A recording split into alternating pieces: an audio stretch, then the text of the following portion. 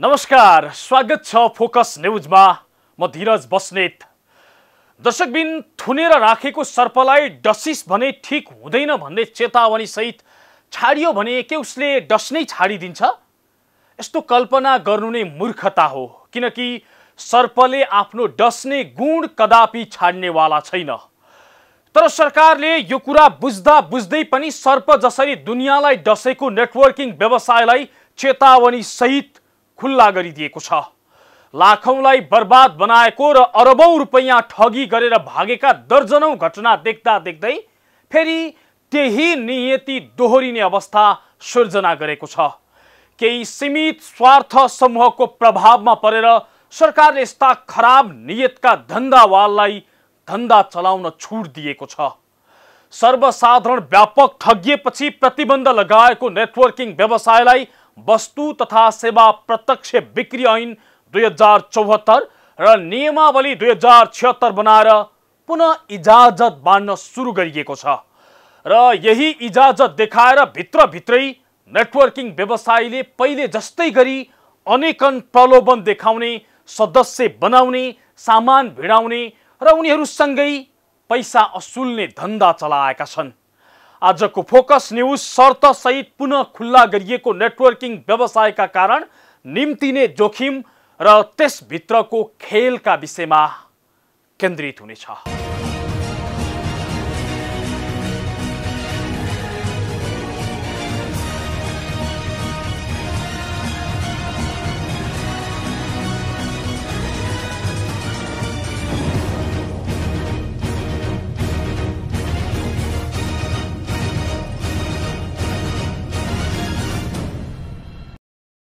देशका लागि घातक छ, जनतालाई ठगेर बर्बाद बनाएको छ भनेर प्रतिबन्ध लगाएको नेटवर्किङ व्यवसाय एकाएक खुल्ला भएको छ, तर केही शर्त र चेतावनी सहित। यस्ता शर्त र चेतावनी केवल आफ्नो बचाउका लागि प्रयोग गरेको सरकारले केही निश्चित स्वार्थ समूहको प्रभावमा परेर धमाधम इजाजत बाँड्ने काम गरेको छ।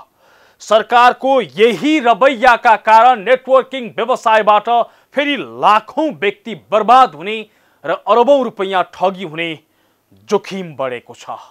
सरकारकै मिलीमहत्तमा नेटवर्किङ व्यवसायका कारण फेरि लाखौंको बिल्लीबाट र अरबौंको ठगी हुने भएको छ। सर्वसाधारण व्यापक ठगिएपछि प्रतिबन्ध लगाइएको नेटवर्किङ व्यवसायलाई वस्तु तथा सेवा प्रत्यक्ष बिक्री ऐन 2074 र नियमावली 2076 बनाएर पुनः इजाजत बाँड्न सुरु गरिएसँगै यो जोखिम बढेको हो। युनिटी हर्बो लगायतले गैर कानुनी रूपमा पिरामिड शैलीमा सञ्जाल विस्तार गरी अरबौं ठगेको गुनासोपछि सरकारले 1 दशक अघि त्यस्ता व्यवसायलाई प्रतिबन्ध लगाएको थियो। तर त्यस्तै व्यवसाय गरिरहेका कम्पनीलाई वाणिज्य आपूर्ति तथा उपभोक्ता हित संरक्षण विभागले असार 16 गतेदेखि इजाजत पत्र बाँड्न थालेको छ। हालसम्म आइबोस ग्लोबल इन्टरनेशनल प्राली, हेल्दी लिभिङ नेपाल प्राली, न्यू विवेक इन्टरप्राइजेस प्राली र नेचर हब इन्टरनेशनलले कारोबारको इजाजत पाइसकेका छन्। प्रत्यक्ष बिक्रीका लागि मात्रै भनेर इजाजत पाएका यी कम्पनीले पिरामिड शैलीमा व्यापार सुरु गरिसकेका छन्। सदस्य बन्न भन्दै आम नागरिकलाई फकाउने र फसाउने धन्दा चलाउन थालेका छन्। सर्वोच्चले 2068 चैत 15 मा नेटवर्क मार्केटिङ व्यवसायमा बन्देज लगाउने सरकारी निर्णय कानुन सम्बद्ध भएको फैसला सुनाएको थियो।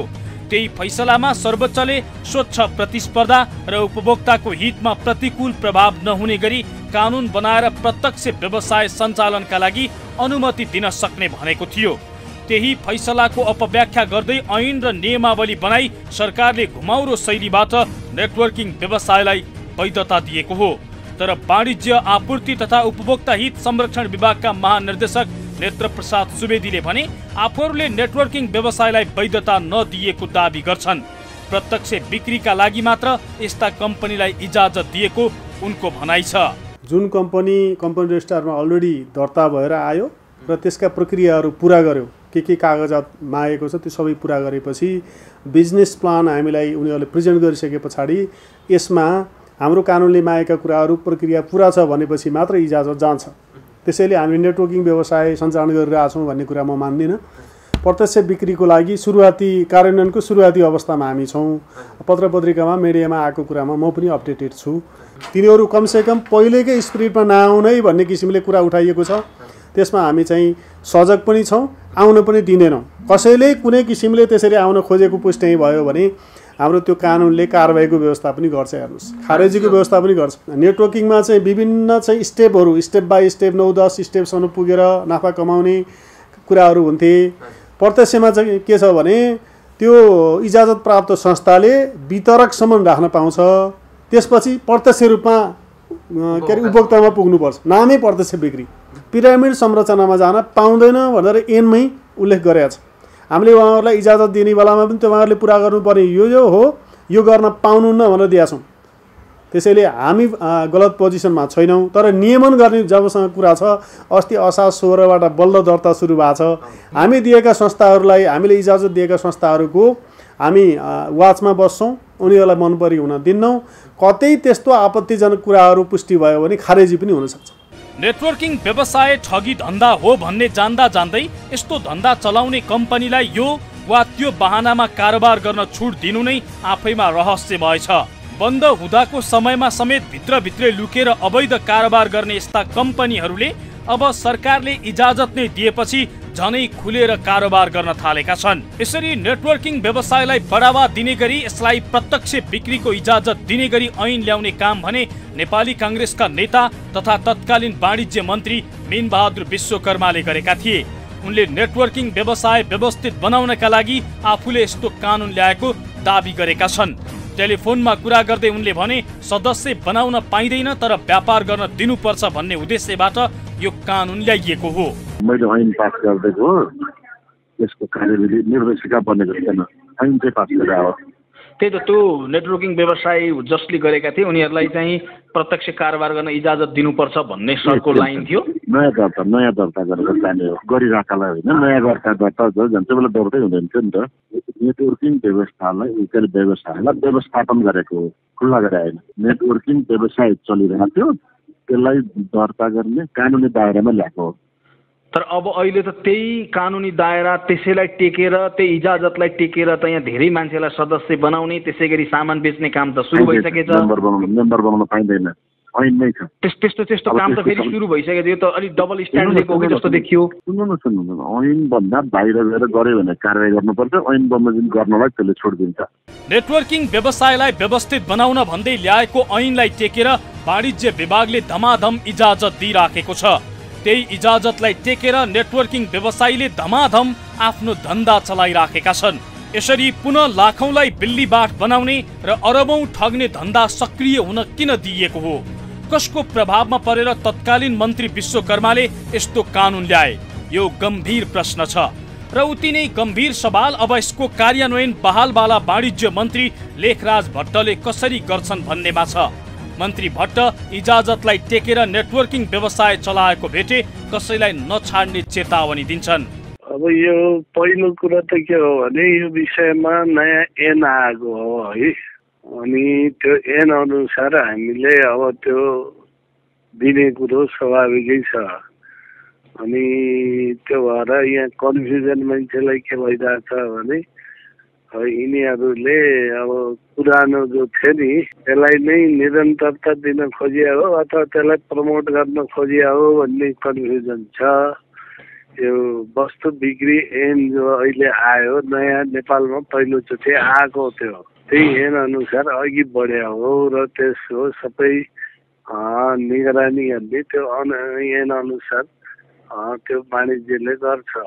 तर मन्त्रीज्यू यसो भन्दै गर्दा मैले कतिपय मान्छे भेटेँ, त्यो भित्रभित्रै मान्छेले नाम खोल्न चाहेनन्, सदस्यता बन्नका लागि आग्रह गर्ने, हामी त इजाजतै लिएर दर्ता भएर हिँडेका छौँ भनेर त्यसरी भन्ने, त्यस्तो त देखिन थालिसक्यो। फेरि त्यस्तो देखिन थाल्यो देखियो भने त्यो ऐन अनुसार अब छानबिन गर्ने कुरो हुन्छ। त्यो खालको छ भने ऐनले जे भन्छ त्यो अनुसार कानुनी कारबाही हुन्छ, उसको इजाजत रद्द हुन्छ, त्यसमा कुनै मुलाइजा गरिन्न।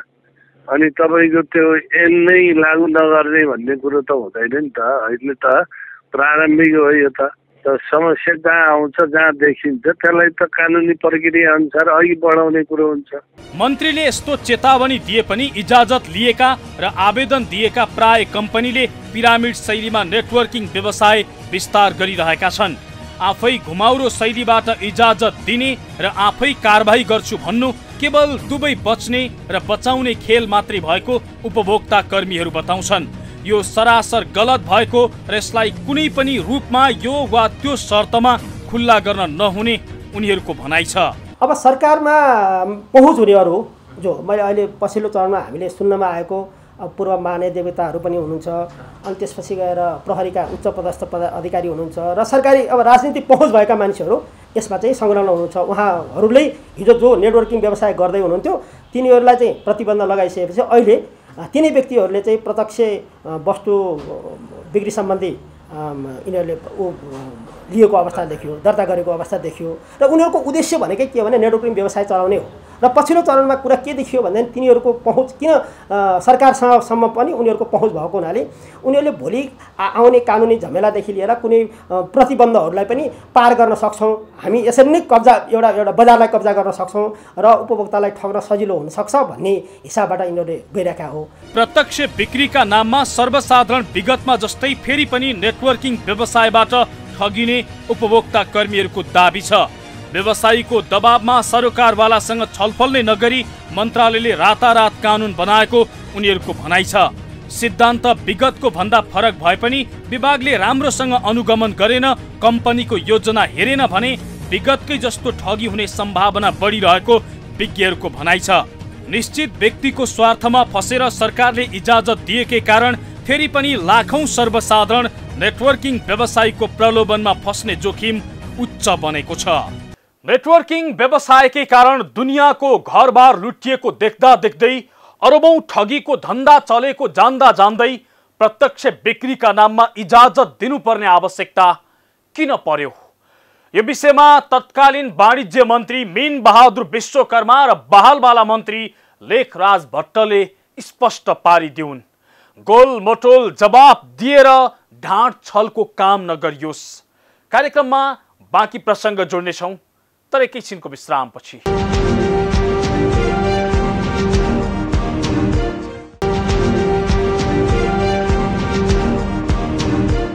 दर्शकबिन, तपाईँ फोकस न्यूज हेर्दै हुनुहुन्छ। आज हामी कार्यक्रममा दुनियाँलाई बर्बाद बनाउने गरी ठगी धन्दा चलाएको नेटवर्किङ व्यवसाय शर्तसहित पुनः खुल्ला गरिएको विषयमा चर्चा गरिराखेका छौँ।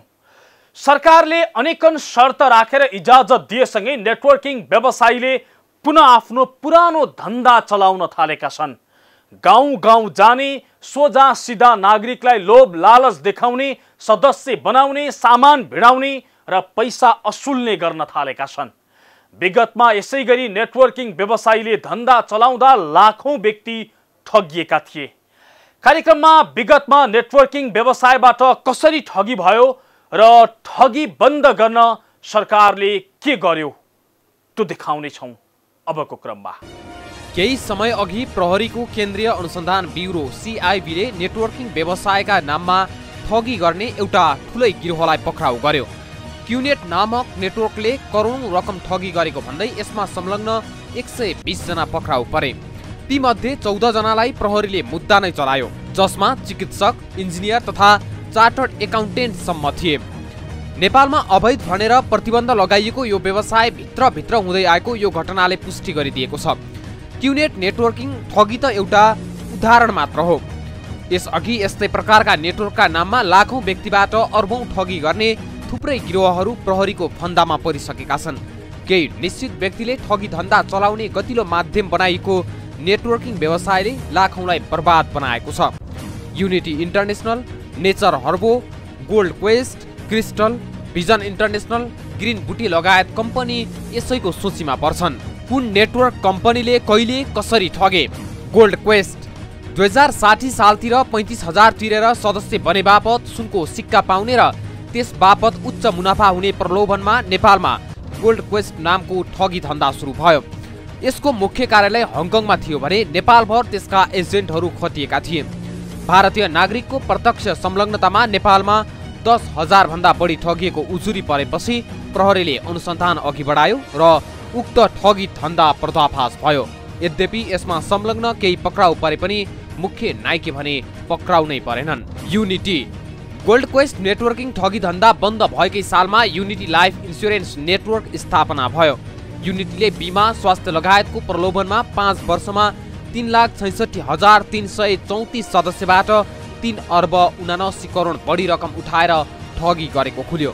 प्रहरीले 2067 मा युनिटीका सञ्चालक काँसी गुरुङ, विष्णु छेत्री, कृष्ण छेत्री लगायत 112 जनालाई प्रतिवादी बनाई मुद्दा दायर गरेको थियो। ललितपुर जिल्ला अदालतले तीमध्ये 12 जनालाई 3 वर्ष कैद सजाय सुनाएको थियो। अहिले पनि युनिटी काण्डबाट ठगिएकाहरूले पैसा फिर्ता पाएका छैनन्। हर्बो इन्टरनेसनल नेटवर्कले पनि हर्बल सामग्री व्यापारको आवरणमा ठगी गरेको उजुरी परेपछि प्रहरीले अनुसन्धान अघि बढायो। त्यस लगत्तै हर्बो इन्टरनेसनल बन्द भयो। त्यसैबीच सर्वोच्च अदालतले 2068 सालमा पिरामिड शैलीको व्यापारमाथि प्रतिबन्ध लगायो। यद्यपि यस्तो व्यवसाय रोकिएन। गोल्ड क्वेस्ट, युनिटी, हर्बो त चर्चामा आएका केही ठूला नेटवर्किङ गिरोह हुन्। सानोतिनो नेटवर्किङ चलाएर ठगी गरी भागेका घटनाहरू थुप्रै छन्। यस्ता गिरोहको फन्दामा पर्नेमा सामान्य परिवारका व्यक्तिदेखि उच्च घरानिया समेत छन्। अझ यस्ता गिरोहको अन्तर्राष्ट्रिय कनेक्सन समेत देखिएको छ।